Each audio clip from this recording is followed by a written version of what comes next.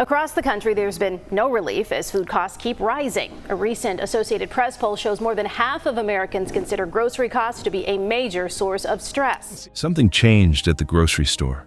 You didn't notice it all at once. It happened slowly, quietly, like a tide pulling back from the shore. One week, the chicken was a little more expensive. The next week, the eggs, then the bread, then everything.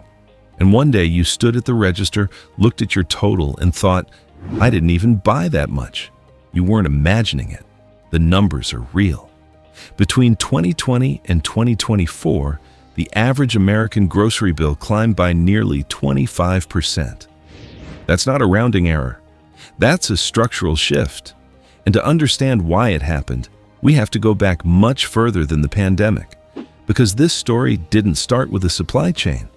It started with a decision made in a boardroom decades ago, a decision that most people never heard about and that the food industry would very much prefer you forget. To understand where we are, you have to understand where we came from. In the 1970s and early 1980s, the American grocery store was genuinely competitive. Regional brands competed for shelf space.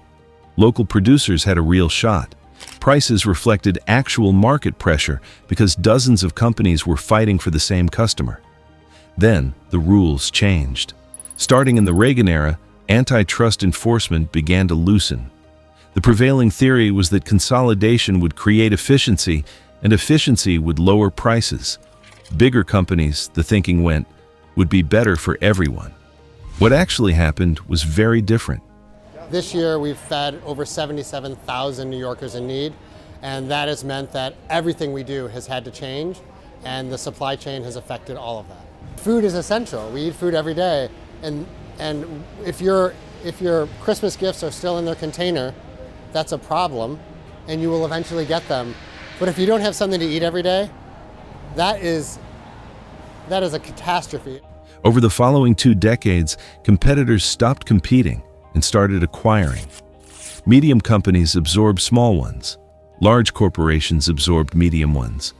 And by the time the dust settled, a market that once had hundreds of independent voices had narrowed to a handful of dominant players. Today, just 10 companies control an estimated 80% of the branded food products sold in American grocery stores. 10 companies. And the illusion of choice, all those colorful packages, all those different brand names, is largely a carefully constructed fiction. You might reach for the organic granola thinking you're supporting a small farm, but trace the ownership, and you'll often land on the same conglomerate that makes the sugary cereal 3 shelves below it. This matters for one very specific reason. When true competition exists, companies fight each other on price. When competition disappears, when a small group of players controls the market, they don't need to fight anymore. They just need to watch each other. If one raises prices, the others follow. It's not a conspiracy. It's just rational behavior in a market without real competition. Economists call it price leadership. It's perfectly legal, and it quietly dismantled one of the core assumptions Americans make every time they walk into a grocery store, that the price on the shelf reflects actual market competition. It doesn't. It hasn't for a long time. The Federal Reserve made its long-awaited decision on interest rates this week. The Fed decided to lower the federal funds rate by 1/4 point. That was widely expected. But many people sitting on the sidelines when it comes to buying or refinancing a home took note of mortgage rates. The 30-year fixed mortgage rate dropped to 6.26%. That's the 4th consecutive weekly drop. It's also the lowest rate in nearly a year. And still yet, there are growing concerns about tariffs and other Trump policies and their impact on prices of everyday essentials. For most of the 2000s and 2010s, this system hummed along quietly enough that most people didn't feel it acutely. Grocery prices rose gradually. Wages in many sectors kept pace. The structural problem existed, but it was easy to miss. Then came 2020. The pandemic created something the food industry had never seen before, a moment of genuine chaos that also happened to provide perfect cover. Supply chains were disrupted, labor was short, shipping costs spiked, the news cycle was dominated by inflation warnings. and consumers, understandably, expected prices to go up.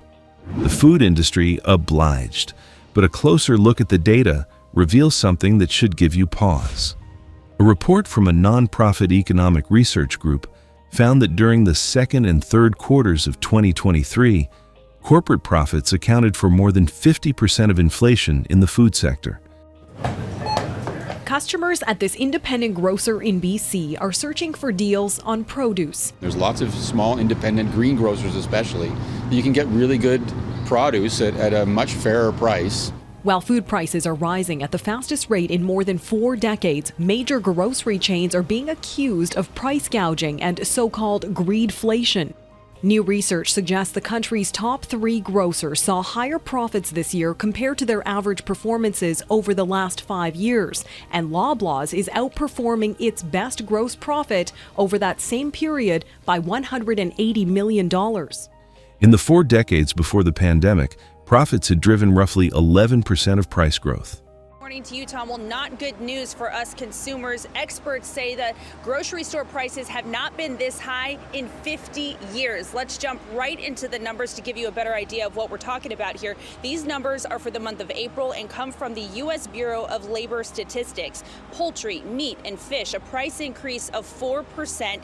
Eggs, get this, 16%. Cereal and baked goods, an increase of 2.9%. The same number for non-alcoholic beverages. And as a whole, grocery prices increased about 2.5% since April. So why is this happening? Experts say it has to do with supply and demand. Americans are shopping at the grocery store more than ever thanks to those stay-at-home orders. And some of our country's largest meat suppliers are now dealing with coronavirus spreading inside of their facilities, which is inhibiting their production. Let that land for a moment. More than half of what you were paying extra at the checkout wasn't going to farmers facing higher input costs. It wasn't covering fuel surcharges or shortage premiums. It was flowing directly to the bottom line of companies that were already among the most profitable in their history. There's a concept in economics called rockets and feathers. When costs go up, prices rise like a rocket, fast and steep. When costs come back down, prices fall like a feather, slowly, gently, sometimes not at all. By late 2022 and 2023, many of the underlying input costs that companies cited as justifications for higher prices had stabilized or declined. Shipping costs dropped significantly. Commodity prices eased. But grocery prices didn't follow them down. They had found a new baseline.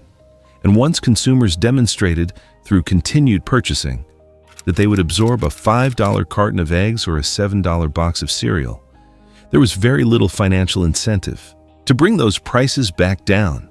If you've been watching this channel for a while, you already know how this kind of structural story unfolds. The mechanics change, the industry changes, but the logic is always the same. Markets without real competition tend to serve shareholders first and consumers last. If this kind of analysis is useful to you, consider subscribing. Every week, we break down the systems and decisions that shape how money moves in the real world. Without the noise, without the hype. Now, back to the grocery store. Because the price increases were only half the story. When companies hit the ceiling on what consumers would pay, they didn't stop extracting value. They found a different method, and this one is harder to see. You may have noticed that your favorite cereal box feels lighter than it used to, that the bag of chips doesn't fill up the way it once did. This is called shrinkflation, smaller portions at the same price.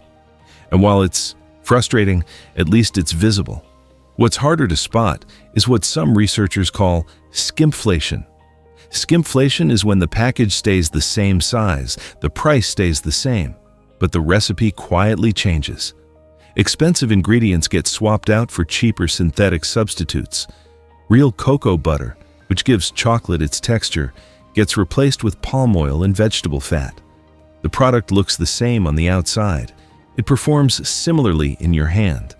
But the nutritional composition, the ingredient quality, the actual food inside has been quietly degraded. Look at the label on your granola bar. Does it say milk chocolate or does it say chocolatey coating? That single word, chocolatey is not a marketing flourish. It's a legal designation. It means the product does not meet the FDA's definition of chocolate. It is, technically, a flavored fat product with coloring. The same pattern appears across nearly every category. Salad dressings that once used olive oil now list seed oils as the primary fat. Soups with less actual broth, thickened with modified cornstarch to maintain the appearance of richness. Frozen desserts that technically cannot be called ice cream because their milk fat content falls below the legal threshold. The package is the same. The price is the same. The product is not. And this brings us to the final layer of the system, the one that makes reform the most difficult. When people learn about ingredient degradation, the natural question is, why doesn't someone just make a better product and compete? Why doesn't a local bakery, using real butter and honest ingredients, simply put their product on the shelf next to the industrial alternative? The answer is, the shelf isn't neutral. The grocery store shelf is real estate. And like any real estate market, access is determined primarily by capital, not quality. Major grocery chains charge what are called slotting fees. These are upfront payments that a brand must make simply to earn shelf placement. According to the Center for Science in the Public Interest, introducing a new product to a regional chain can cost anywhere from $25,000 to $250,000. And that's just to get in the door. Eye-level placement and where shoppers actually look costs more. End cap displays cost more still. A company like Nestlé or PepsiCo can absorb those costs without hesitation. A small, independent producer making a genuinely better product cannot. There is also a practice called category captainship. Retailers, overwhelmed by the complexity of managing thousands of products, will often designate a major supplier as the manager of an entire product category. That supplier, say, a large beverage conglomerate, then designs the shelf layout for that section. You can predict what happens next. The company given authority over the shelf plan designs a shelf plan that benefits itself. Its brands get the prime positions, its competitors get the margins. Independent brands, if they appear at all, get whatever space is left over. The result is that the grocery store aisle, which feels like open competition, is actually a carefully managed environment that consistently favors the companies that already dominate the market. What does all of this mean practically? It means the inflation you experienced at the grocery store was not simply a response to external pressures. It was, in significant part, a reflection of a market structure that had quietly removed the competitive forces that once kept prices in check. The consolidation happened over decades, the price exploitation accelerated when the conditions were right, and the ingredient degradation filled in the gaps when price increases alone weren't enough. These are not separate problems. They are the same problem, expressed at different stages. The question going forward is whether that structure will change, or whether consumers, regulators, and policymakers will continue to absorb the consequences quietly. Some signals suggest awareness is growing. Regulatory scrutiny of major food mergers has increased in recent years. Consumer interest in farmers markets, local producers, and private label alternatives has risen steadily. And the word greedflation, which barely existed before 2022, has entered mainstream economic conversation. Whether awareness translates into structural change is a different question. Markets this entrenched rarely reform quickly. What you can control is where your money goes. The perimeter of the grocery store, produce, meat, dairy, is harder to skimflate than a packaged product. Store brands are frequently made in the same facilities as name brands, and every dollar spent directly with a local producer bypasses the slotting fee system entirely. None of these are perfect solutions, but understanding the system, seeing the structure clearly, is the first step toward navigating it with intention. You went to the store to buy food. What you were actually walking into was a market shaped by decades of consolidation, strategic pricing, quiet ingredient substitution, and a shelf layout designed by the companies that profit most from your choices. Now you know how it works. What you do with that is up to you.